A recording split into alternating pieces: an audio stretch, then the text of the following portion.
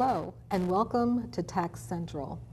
We're coming to you today as a special edition of Tax Central to introduce to you the awesome new Taxpayer Bill of Rights. This has been something that's been in the making since 2007, and it's come from the Taxpayer Advocate Office.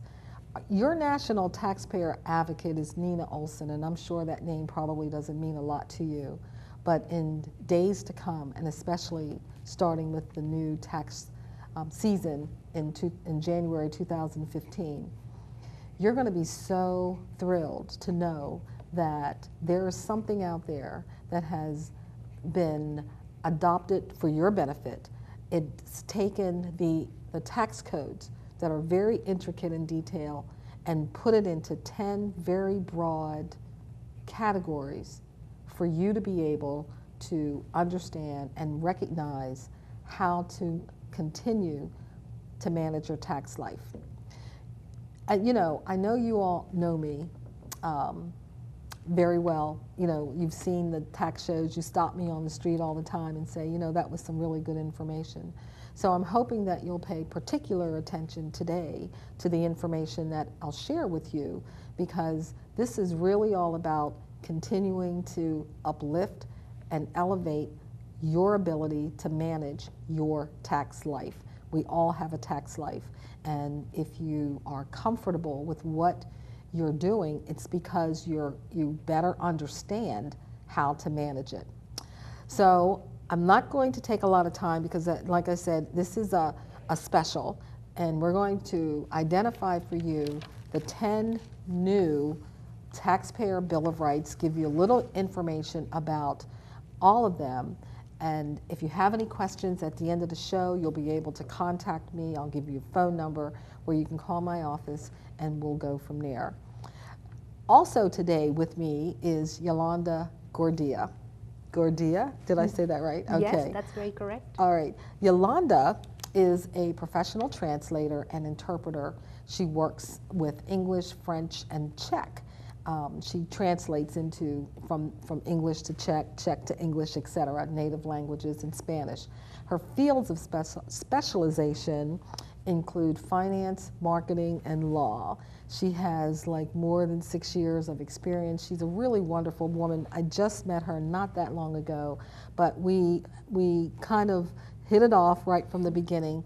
As a matter of fact, I always let you know that the Jackson website, jacksonparalegals.com, is your best resource for tax accuracy, and now it is available to you in Spanish with the help of Yolanda. She's translated the entire website, so if you look on the home page, you'll see a button that says Espanol, and if you click it on, it all comes up in Spanish. At the end of the show, we are going to, between now and the time this show airs, put the Taxpayer Bill of Rights up in Spanish. It'll also be put up in other languages, but Chinese, to be exact, will be the second language, and then we'll move to different languages, because we recognize the fact that you need to be able to understand the tax laws and how to manage your tax life, and if you can read it in your language, it's going to empower you a lot more to know what to do and how to get things accomplished. So as I read the Taxpayer Bill of Rights to you, I'll do the first 3 in English, and then Yolanda will do the same 3 in Spanish, and we'll get through the whole 10. So Perfect. Let's get started. Okay, the first one, and I believe our technician's going to put it up for us. The first Bill of Rights is the right to be informed. So that means that you have the right as a taxpayer to be informed, to know what you need to do to comply with tax laws. You have to have clear explanations of the law, and you have to have clear procedures about the tax forms and the instructions and the publications and the notices and letters that you might receive from IRS. So you have a right to that, and that's what that's number 1 under the Taxpayer Bill of Rights. The second right is the right to quality service. That means that you have the right to receive prompt, courteous, and professional assistance in whatever you have to deal with in all of your dealings with the IRS. You have the right to be spoken to in a way that you can easily understand what is being conveyed to you, and you have the right to receive clear and easily understandable communications from the IRS. You have the right to speak to a supervisor about anything that's inadequate or inadequate service. I get a lot of horror stories about that one, so I know that that's something that's really going to help improve the communications between the taxpayer and IRS. The third taxpayer Bill of Rights is the right to pay no more than the correct amount of tax. Okay. You have the right to pay only the amount of tax that is legally due, including interest and penalties, and to have the IRS apply all your tax payments properly. Most of us think when you get a notice from IRS that, oh, it's the IRS, I got to pay this amount. Well, what if it's not the correct amount? Okay, so you don't have to be afraid to ask or to find out if the amount that they're collecting or asking you for is an amount that is absolutely legally due. It may not be. We all make mistakes, including the folks that work for IRS, so find out. The next one is item number 4, Taxpayer Bill of Rights number 4, the right to challenge the IRS's position and be heard. That means you have the right to raise objections and provide additional documentation in response to any formal IRS action or proposed action, and to expect that the IRS will consider their timely objections and document things properly and fairly, and give you a response. And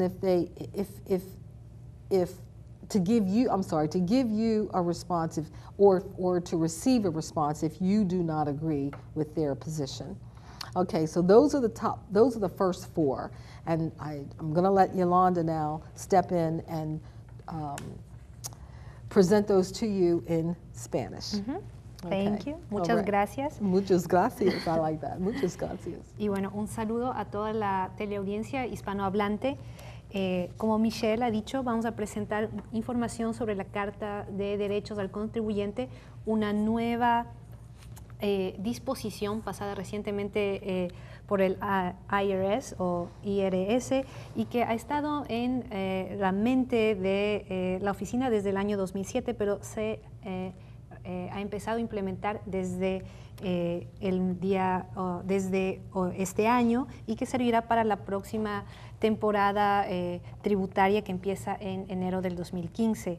Y entonces las cartas de derecho al contribuyente tienen varios derechos. El primero es el derecho a estar informado, es decir que los contribuyentes tienen el derecho a conocer lo que tienen que hacer para cumplir con las leyes relacionadas con los impuestos. Usted, como contribuyente, tiene el derecho a recibir explicaciones claras sobre las leyes y los procedimientos del IRS en todos los formularios, las instrucciones, las publicaciones, los avisos y toda la correspondencia tributaria. Y también usted tiene derecho a estar informado sobre las disposiciones que el IRS lleva a cabo sobre sus cuentas tributarias, y también tiene derecho a recibir explicaciones claras sobre los resultados de dichas decisiones que tome el IRS en su caso. El segundo derecho de la Carta de Derechos al Contribuyente es el derecho a recibir un servicio de calidad. Y esto significa que usted, como contribuyente, tiene el derecho a recibir ayuda de una manera oportuna, cortés, profesional, al tratar con el IRS, y dicha asistencia o dicha ayuda se debe llevar a cabo de una manera clara y que sea fácil de entender. Además, también los contribuyentes tienen el derecho para recibir comunicaciones claras y fáciles de entender. Y en realidad esto es algo muy bueno porque Michelle ha dicho que recibe muchas historias terribles sobre lo que puede pasar cuando no hay información clara, y seguramente este derecho va a mejorar esta situación. El tercer derecho es el derecho a pagar no más de la cantidad correcta de impuestos. Los contribuyentes tienen el derecho de pagar solo la cantidad de impuestos que se adeuda conforme a la ley, incluyendo los intereses y multas. Y muchas veces se notará que a veces uno recibe correspondencia y usted tiene derecho a preguntar y averiguar si esa es realmente la cantidad correcta que usted debe pagar. La gente no es perfecta, todos cometen errores, y ciertamente la gente que trabaja en el Servicio de Rentas Internas o IRS también puede cometer errores, y usted está en su derecho legal de reclamar por eso. Finalmente, el cuarto derecho es el derecho a cuestionar la posición del IRS y el derecho a ser escuchado. Usted, como contribuyente, tiene el derecho a presentar objeciones y a proveer documentación adicional como respuesta a acciones, propuestas o acciones finales llevadas a cabo por el IRS. Y usted también tiene el derecho a que el IRS considere sus objeciones y documentación. Y asimismo, si el IRS no está de acuerdo con la posición del contribuyente, los contribuyentes, es decir, usted, tiene el derecho a recibir una respuesta por parte del IRS. Y esos serían los primeros 4 derechos. That would be the first 4 in Spanish. Wow, thank you. That was great. And I know that she didn't miss a point. So that's great. Okay. So let's continue with taxpayer right number 5. And that is the right to appeal an IRS decision in an independent forum. What does that mean? That means that you have the right and you are entitled to a fair and impartial administrative appeal of most IRS decisions, which includes penalties and having the right to receive a written response regarding the Office of Appeals decision. So you can, you have the right to take your case to their court, to the IRS tax court. You have the right to appeal any IRS decision. Taxpayer right number 6, the right to finality. This means you have the right to know the maximum amount of time that you have to challenge the IRS's position, as well as the maximum amount of time the IRS has to audit a particular tax year or collect a tax debt. You have the right to know when IRS has finished your audit. Okay, this is very important because a lot of times information just hangs out there, and people come to me all the time and say, well, you know, my audit was completed 3 months ago and I haven't heard anything. Well, you have the right to finality, so you have the right to pick up the phone and call that particular examiner's office and find out what's going on with the results of your audit. The right to finality says IRS is that you have the right to know the maximum amount of time that IRS has to collect a tax debt. Most people don't recognize or realize that there's a statute of limitation on IRS's ability to collect a tax debt. If you have a large amount of money that they're trying to collect from you, a large lien, liability, levy, whatever the case may be, their statute of limitations ends after 10 years. So if you're someone who's been paying IRS 11, 12 years, you're way beyond the statute of limitations. If they don't collect from you what they need to collect in a 10-year period of time, they've passed the statute and they can't collect it. And most people don't realize that. So I was so happy to see that as one of the Taxpayer Bill of Rights. Okay, right number 7, the right to privacy. This means you have the right to expect that any IRS inquiry, examination, or enforcement action will comply with the law and will not be intrusive no more than necessary, and will always respect the due process rights, your due process rights, including search and seizure and any collection due process hearing. Everything is private. Nothing is public. So you have the right for all of that. Item number 8, the right to confidentiality. You have the right to expect that any information that you provide to IRS will not be disclosed unless you authorize it, or it's authorized by operation of law, which can be a little complicated, so check with your tax person or call my office and we can talk about it. You also have the right to expect that appropriate action will be taken against any employee, any return preparer, or anybody else who wrongfully uses or discloses your tax return information.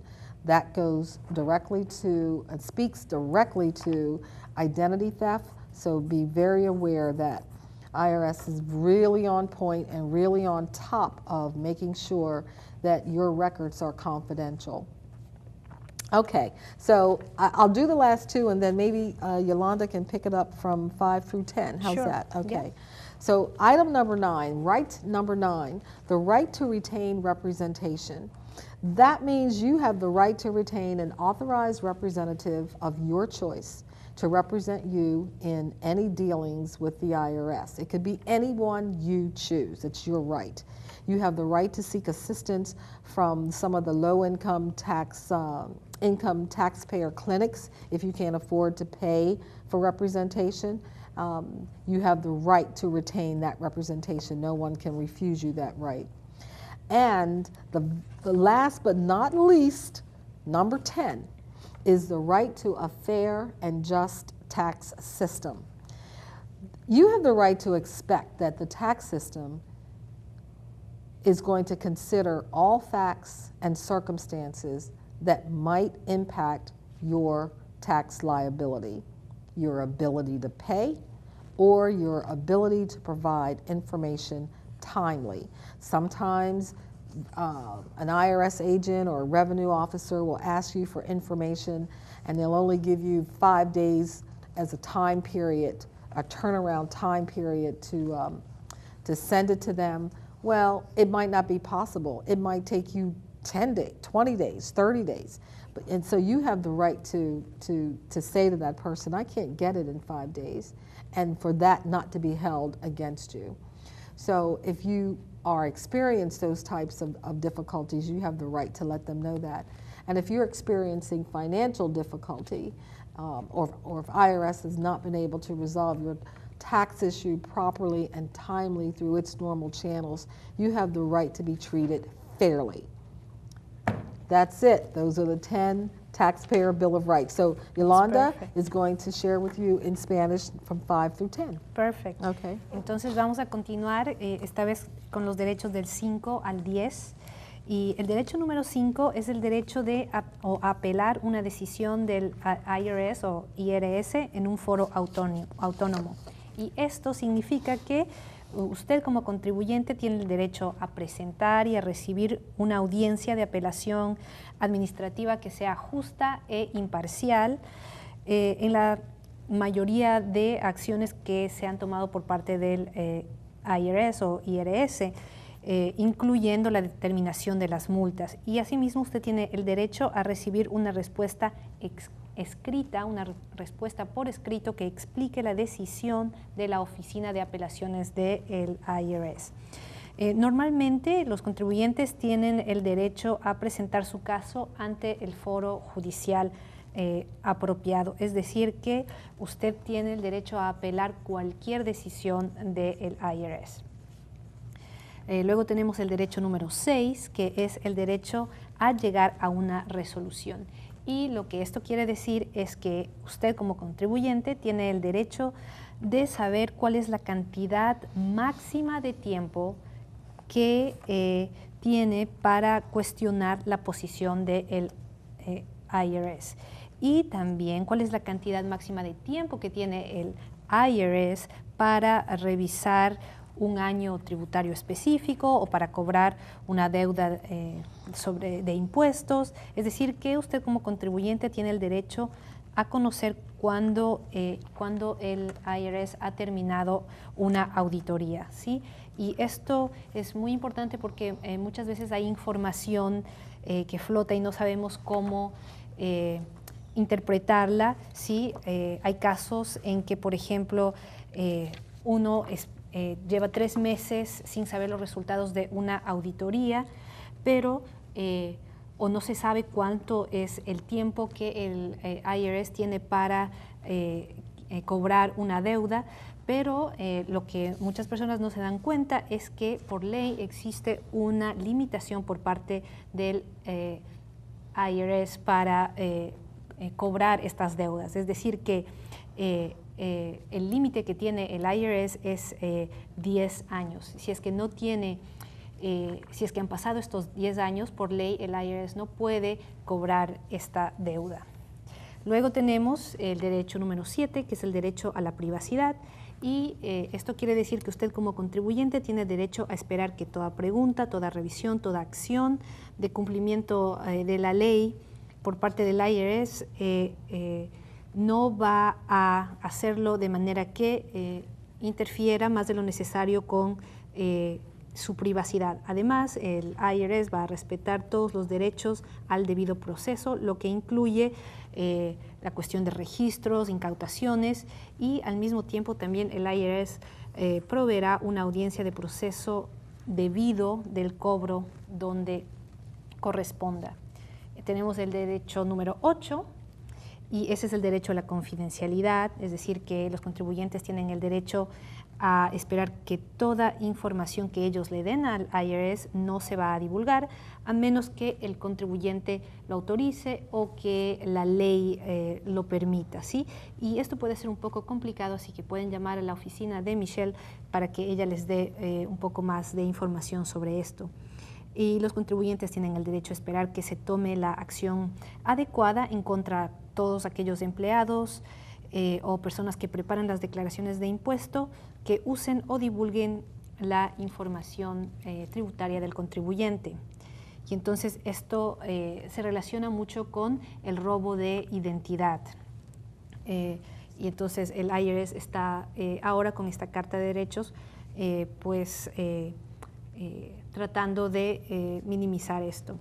Y el derecho número 9 es el derecho a contratar a un representante, es decir, que usted como contribuyente tiene el derecho de escoger y contratar a un representante autorizado para que lo represente en todas las gestiones con el IRS. Y puede ser cualquier persona que usted escoja, y usted como contribuyente también tiene derecho a recibir la ayuda por parte de un centro o de una clínica para contribuyentes de bajos ingresos económicos, si usted no puede pagar para que una persona lo represente. Y nadie puede rehusarle a usted este derecho. Y finalmente, el derecho número 10, que es el derecho a tener un sistema de impuestos que sea justo y adecuado. Es decir, que usted como contribuyente tiene el derecho de esperar que el sistema de impuestos considere los hechos y las circunstancias que pudieran afectar la causa de sus obligaciones, la capacidad para pagar o para proveer información de manera oportuna. Es decir, si por alguna razón usted tiene que remitir algún tipo de documento, pero lo tiene que hacer en 5 días y usted dice, pues no lo puedo hacer en 5 días, pues usted tiene el derecho y ellos tienen la obligación de escuchar todos sus hechos y sus circunstancias. Igualmente, en el caso de dificultades financieras, usted tiene el derecho a ser tratado de manera justa y poder expresar las circunstancias financieras por las que está pasando. Y esos serían los 10 derechos en español del contribuyente. All right. Those would be Wonderful. our Bill of Rights for Those the are the taxpayers. 10 taxpayer Bill of Rights. Well, that's exciting. This is exciting. This is very exciting because while we have just a couple of months before we enter yet another tax season, these are the kinds of things that if you gravitate towards understanding and learning, you're going to enter your next tax season, January 2015, which is only a couple of months away, empowered I love that word because empowerment, knowledge, education is powerful. If you don't use it, or if you don't have it, you can get it and then use it to your benefit, to benefit you. So Yolanda, thank you so very much. I'm so very happy and proud to have her part of this production and part of our operation. We're going to be working together a lot to service your tax needs out there in the Hispanic community. Great, thank you so much. Any of you that have any questions, anything that we've talked about today that you want more information on, just give me a call. My office number, and I don't know if they can put it up across the screen, maybe they can. The number is 412-224-4022. I'll repeat it. It is 412-224-4022. We're also going to put these up on the jacksonparalegals.com website, so you can go in and take a look around. They'll be there by the time this show airs. They'll be there, you know. But in the meantime, you know, sometimes what you read, you may still have some questions about. So by all means, give me a call. Well, it's been a pleasure coming to you today with this special. We hope that we've provided you with some information that will put a smile on your face, because as the topic of the show says, smile, because your tax life is always on camera. So we'll see you again. Thanks a lot. Bye-bye.